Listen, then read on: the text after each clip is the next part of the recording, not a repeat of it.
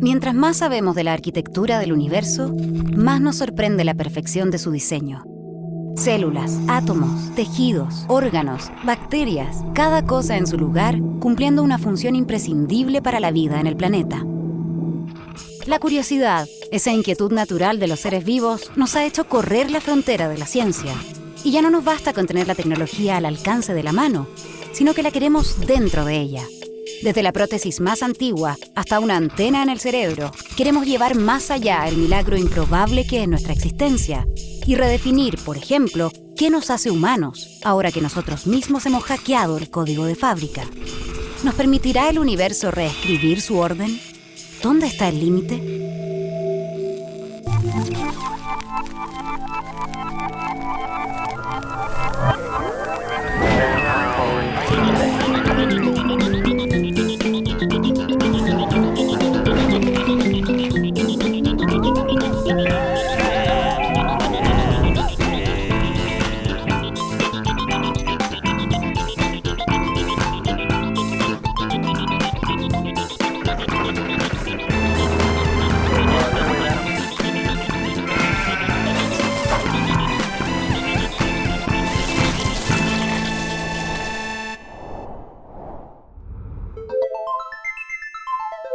Ya para nadie es novedoso lo importante que es reutilizar nuestros desechos.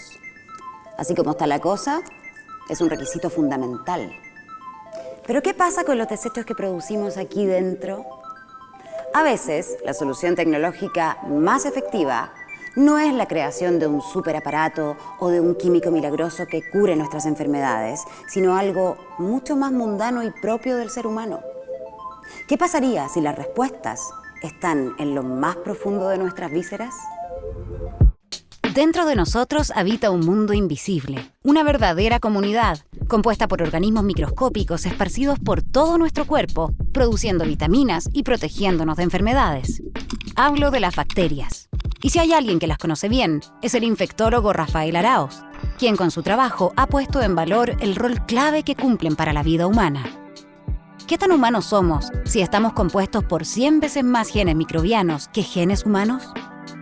Hay un tema que es súper interesante discutir y que tiene que ver con qué nos conforma como seres humanos. Lo clásico, la visión clásica es pensar que somos seres humanos, que estamos constituidos, ¿cierto?, por células y genes que son propios a nuestra especie.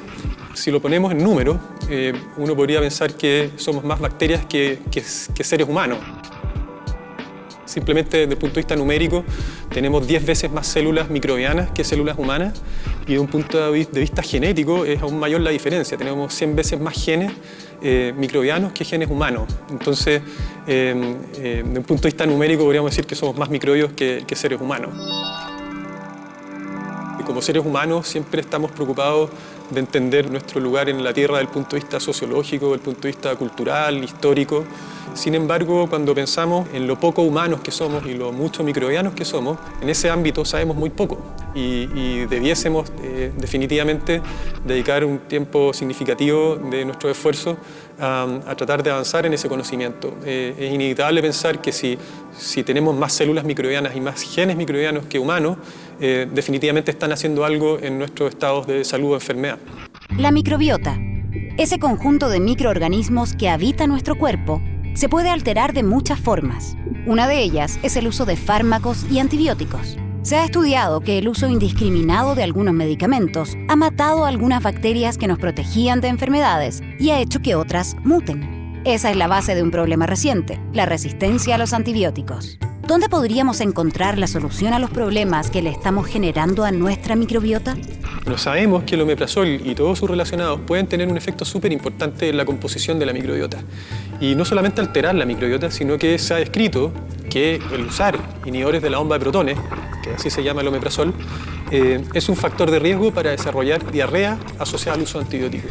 Es decir, el uso de omeprazol libre puede estar afectando nuestra microbiota y puede estar afectando nuestra salud, favoreciendo efectos adversos no necesariamente relacionados con el uso del mismo fármaco, sino de otros fármacos, como el caso de los antibióticos. Por lo tanto, deberemos considerar súper bien cuándo vamos a usar un fármaco, por qué lo estamos usando. No estoy diciendo que no haya que usarlo, simplemente tener muy claro cuál es la indicación y poder de esa manera balancear los riesgos y los beneficios de su uso.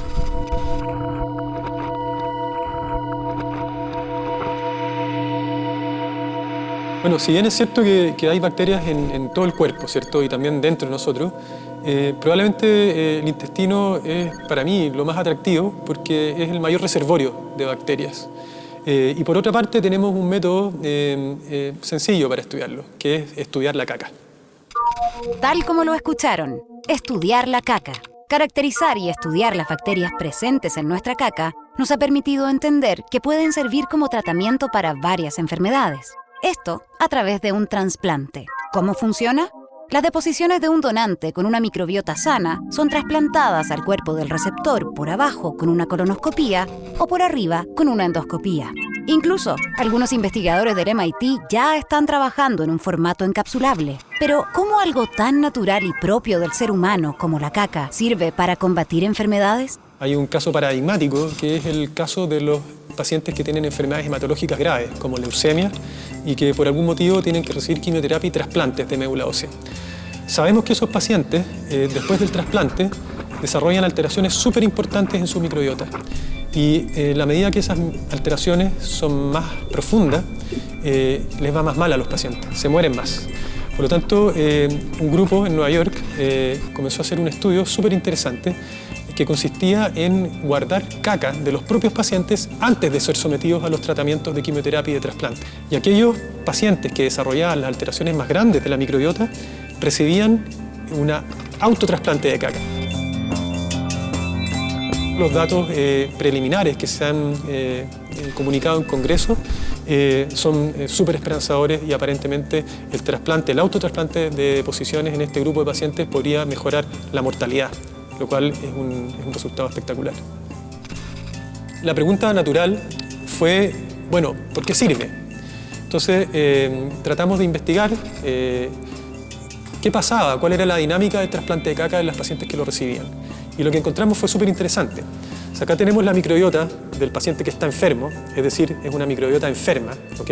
Y tenemos la microbiota del donante, que es una persona sana, que no ha tomado antibióticos, que tiene una microbiota robusta, y tomamos una muestra de esta microbiota, de esta caca, y se la trasplantamos al enfermo. Lo que ocurre es muy sencillo. Se produce una nueva microbiota, hay un nuevo estado de esa microbiota de este paciente, y lo que ocurre entonces, cuando hacemos el trasplante de caca, es que el intestino del receptor, es decir, del enfermo, va a adquirir la microbiota del donante, que es la microbiota sana. Y si estudiamos al paciente receptor después del trasplante, lo que vamos a encontrar es que su microbiota nueva, es decir, post-trasplante, se va a parecer mucho más a la microbiota del donante que la que él tenía. Como ven acá en esta bolita, la bola es mucho más verde que blanca. Y lo que nos está diciendo es que el trasplante fue exitoso, el material trasplantado del donante al receptor se quedó en el receptor y lo que es más genial es que esta persona se mejora. En Chile es difícil realizar un trasplante de deposiciones, se puede hacer, hay algunos centros que lo hacen, pero están basados en conseguir donantes sanos y la experiencia no es mucha. Por lo tanto, pensar en la idea de tener un banco de deposiciones en Chile para poder llevar el trasplante de caca a quien lo necesite a lo largo del país es súper atractivo y definitivamente es una necesidad de salud pública. Pensando en el diseño humano y en qué vamos a hacer en los próximos años, creo que es fundamental reconocer que volver a nuestros orígenes, a la Pachamama, es tan importante como desarrollar productos tecnológicos e intervenciones específicas. Un muy buen ejemplo de eso es lo que ocurre con la preservación de la microbiota y el uso de la caca, por ejemplo, para curar enfermedades que hasta ahora eran imposibles de tratar.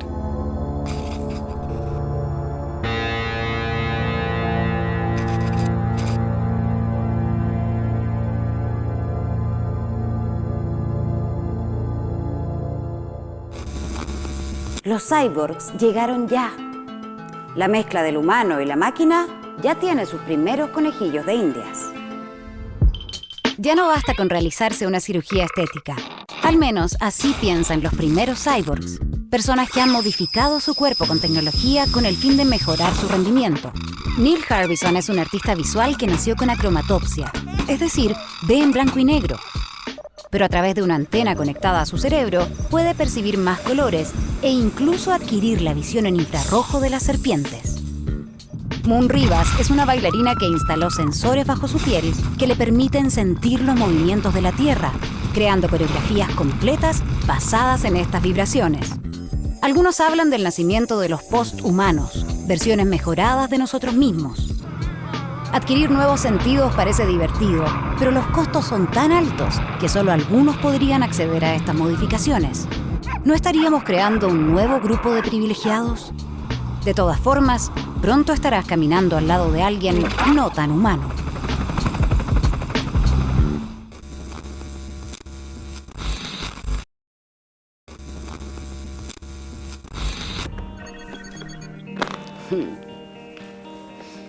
Darwin nos enseñó cómo funciona la evolución. Genes que se adaptan a los cambios en el ambiente y a nuestros propios hábitos. Fue así como pasamos de caminar en 4 patas a 2 o a tener el cerebro más grande. Pero para eso tuvieron que pasar miles y miles de años. ¿Se imaginan poder saltarnos a Darwin y alterar nuestra propia evolución tan solo insertándonos un microchip sin tener que esperar que pase tanto tiempo? Esa posibilidad, que siglos atrás solo se le atribuía a un dios o a la magia, hoy puede ser una realidad en pleno siglo XXI.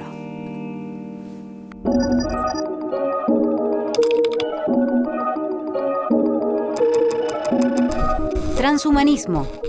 Movimiento que se refiere a personas que con el uso de la tecnología han perfeccionado ciertas habilidades, transformándose en una nueva clase de humanos mejorados.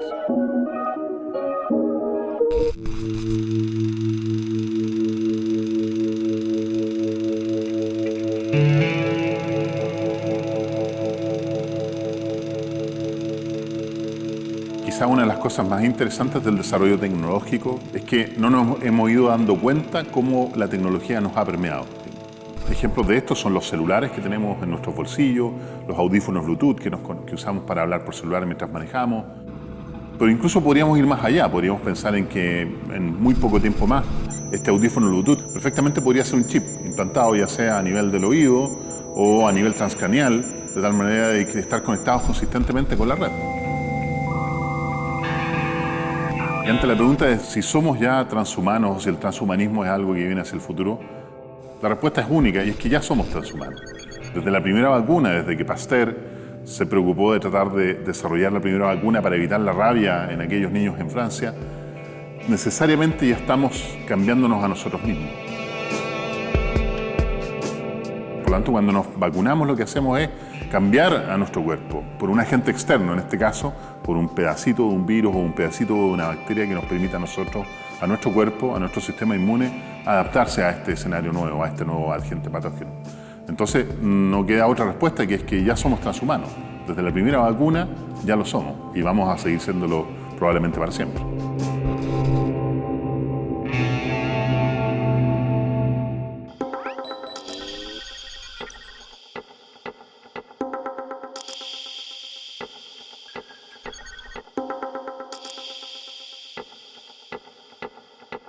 Con el apoyo del Centro de Neurociencias de la Universidad de Valparaíso, estamos llevando a cabo un proyecto cuyo fin a lo largo del tiempo es obtener una retina artificial.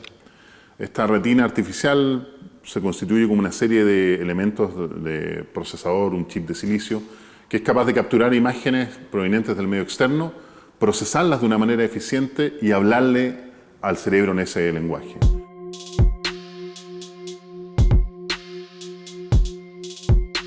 Desde el punto de vista de aplicaciones prácticas, el desarrollo de una retina artificial podría tener múltiples aplicaciones. La más obvia, la primera que viene a la mente, es ser capaces de recuperar eventualmente la visión en personas que la hayan perdido producto de un daño a la retina. Potencialmente podríamos capturar luz ultravioleta o podríamos ver incluso en rayos X. Por lo tanto, podríamos pensar incluso en tener una retina artificial que entregue capacidades aumentadas a las personas o a los robots que la estén usando. Por lo tanto, las aplicaciones están en todo ámbito.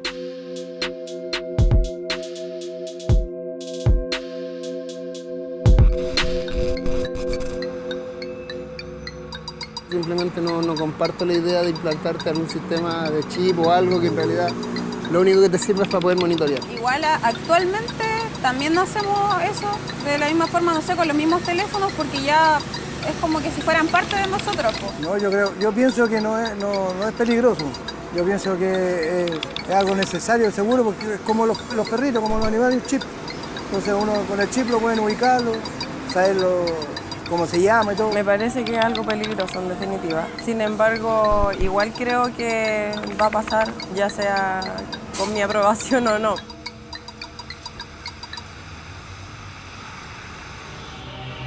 Es difícil entender que la creación de conocimiento, cualquiera sea pueda tener una moral por detrás. Es más fácil definir una ciencia amoral en el sentido que no tiene que ver con la moral, sino más bien cuyo quehacer tiene que ver con la creación de conocimiento. Si esta retina artificial en la cual nosotros estamos trabajando finalmente va a ser implantada en persona para recuperar la visión, o por otro lado se aplica en visión de robot y finalmente termina alimentando los procesadores neuromórficos de robot que van a estar destinados a matar seres humanos, ese es el dilema moral frente al que nos enfrentamos, pero no es la creación del conocimiento. La retina en sí misma no tiene ninguna moral, no puede estar revestida de alguna moral.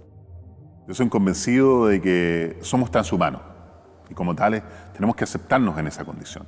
Entonces, desde ese punto de vista, la visión que uno puede tener sobre la sociedad del futuro es más bien positiva. Basta ver, por ejemplo, el necesario rol que por fin tienen las mujeres de la sociedad, que nosotros como seres humanos le hemos reconocido lo que siempre ha sido obvio. Eso necesariamente es un avance. ¿Tiene que ver con la tecnología? En cierta forma sí, porque las redes sociales que han permitido que estas voces que antes estaban apagadas y estaban reprimidas por estas sociedades machistas, oligárquicas, hoy día son capaces de ser expresadas y ser reconocidas en todos los niveles. Por lo tanto, no solamente los aspectos tecnológicos nos ayudan a vivir más y vivir mejor, sino también a tener mejores sociedades.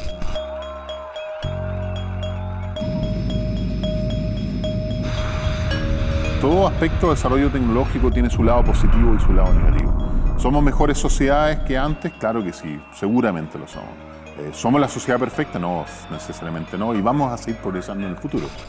Lo relevante es cómo, como sociedad, nos hacemos cargo de definir bien los incentivos para que las tecnologías se usen de una manera apropiada. No podemos dejar que las tecnologías se desarrollen de manera libremente y se apliquen a lo que sea. La aplicación tecnológica es la que nosotros tenemos que cautelar y no necesariamente el desarrollo de conocimiento científico.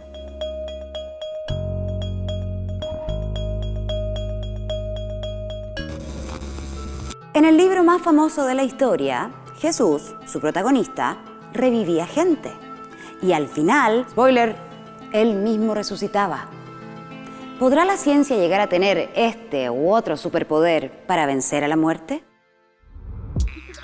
La sociedad está envejeciendo. Se espera que para el 2050 haya más de 2.000 millones de personas mayores de 60 años. Somos capaces de dominar la medicina como nunca antes, pero eso no parece satisfacer a quienes buscan extender al máximo el elástico de la vida. Los órganos artificiales prometen terminar con las listas de espera y revolucionar el área de los trasplantes. Además, a través de modelos animales, se ha descubierto una forma que permite revertir el envejecimiento de las células y el siguiente paso es probarla en estudios clínicos. Otros van más allá y ya están conservando su cuerpo a través de criónica en enormes congeladores de nitrógeno líquido a muy bajas temperaturas, con la esperanza de que algún día puedan ser reanimados. Así es como los humanos parecemos obsesionados con vencer a la muerte y extender la vida a límites insospechados.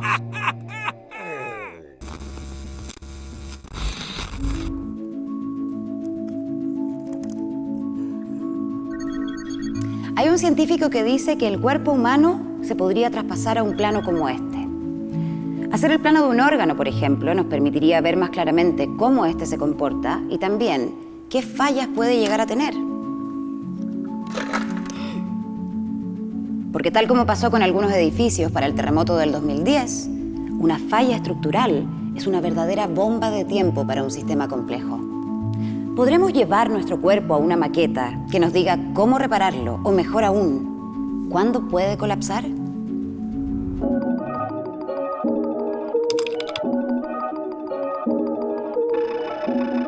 Modelamiento matemático. Tipo de modelo científico que traduce elementos de la realidad en ecuaciones matemáticas.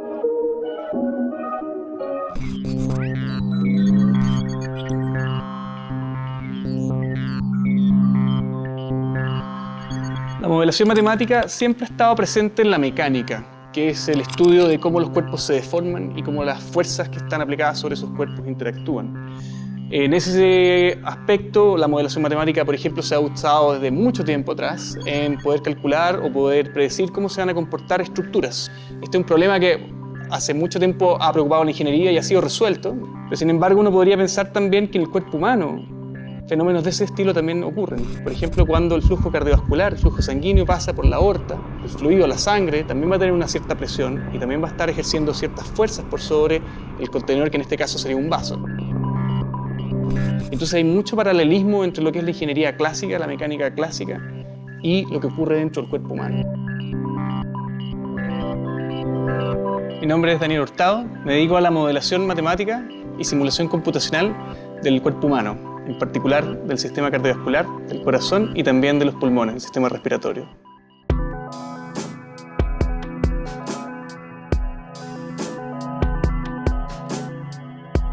Realmente el modelo electrofisiológico ahora del corazón no es nada más que leyes físicas que se conocen desde hace mucho tiempo. Una de ellas, por ejemplo, es la ley de Kirchhoff, el balance de cargas.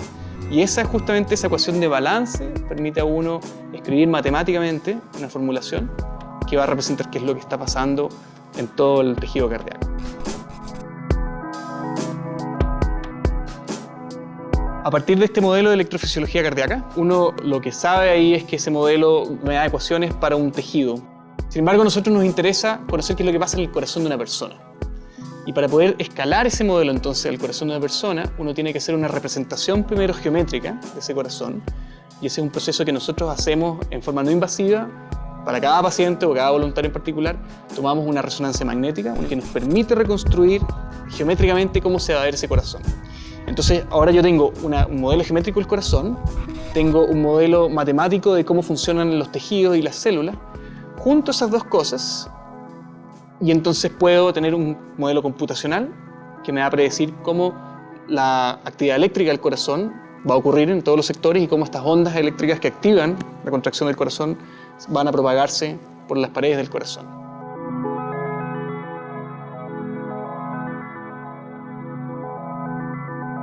El pulmón es un órgano que es altamente mecánico. Con esto quiero decir que gran parte de lo que nos interesa estudiar es solamente basado en deformación y en fuerzas. Entonces el proceso va de la siguiente manera. Uno primero toma una imagen de tomografía computarizada. Se dan cuenta, son imágenes médicas tradicionales muy estándar. Entonces nosotros lo que hacemos es reconstruir el pulmón en forma tridimensional. Y aquí entonces este es un modelo ya matemático computacional del pulmón para un paciente en donde lo único que se ha hecho es tomar una imagen, no lo hemos tocado. Entonces después, a partir de estas imágenes, resolvemos cómo es la mecánica de ese pulmón. Ahí se empieza a mover, está respirando. Incluso ustedes pueden notar ahí como por ejemplo las costillas se están marcando acá. Y luego entonces nosotros lo que hacemos es que analizamos la deformación ahora de este pulmón a nivel regional, en cada punto de tejido. Por ejemplo acá. ¿Qué estoy mostrando acá en esta imagen? Estoy mostrando que el pulmón, dependiendo de donde yo me pare, va a tener distintos niveles de deformación. Por ejemplo acá un color rojo fuerte significa una deformación muy alta. Quiere decir que ese pulmón se está sobredistendiendo en esa zona. Estos modelos matemáticos entonces te entregan una herramienta que hoy en día no existe, pero que por ejemplo podría predecirte 2 o 3 años antes de que tú estás empezando a desarrollar un nódulo cancerígeno dentro de tu pulmón. Y por lo tanto le permitiría al médico tomar acciones inmediatas en vez de esperar la progresión, ¿no es cierto?, y algún resultado catastrófico de esto. Estas tecnologías yo creo que pueden realmente masificarse y ayudar muchísimo en los cuidados de la salud. Entonces yo creo que estas tecnologías realmente, como son fuertemente computacionales, sus costos deberían bajar en el tiempo de forma muy rápida. Pero uno de los grandes desafíos que nosotros tenemos hacia adelante como científicos es justamente tomar un modelo del cuerpo completo. El desafío es grande, porque el cuerpo, así como cada órgano y cada sistema es extremadamente complejo en sí, la interacción entre distintos sistemas es todavía más complejo. Eso va a tomar un desarrollo tecnológico y científico que va a ser largo, pero que yo creo que va a poder lograrse en la medida que podamos invertir más en toda esta investigación y que va a tener un resultado muy beneficioso para la salud humana. Pero es un camino que tenemos hacia adelante y que yo creo que efectivamente representa el futuro de todo el área de modelación en biomedicina y particularmente de la biomecánica.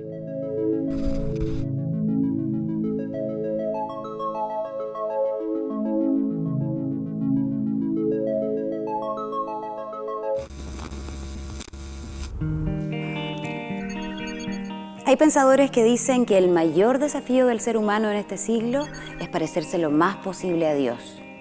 Morir cuando se nos plazca, controlar la naturaleza, nuestra evolución, dominar a las otras especies y modelar nuestro cuerpo según las necesidades que tengamos. ¿Pero tendremos acceso todos a estos beneficios? ¿Quién está eligiendo el camino que tomará nuestra evolución? Si no participamos de estas conversaciones, como siempre, las decisiones las terminarán tomando otros.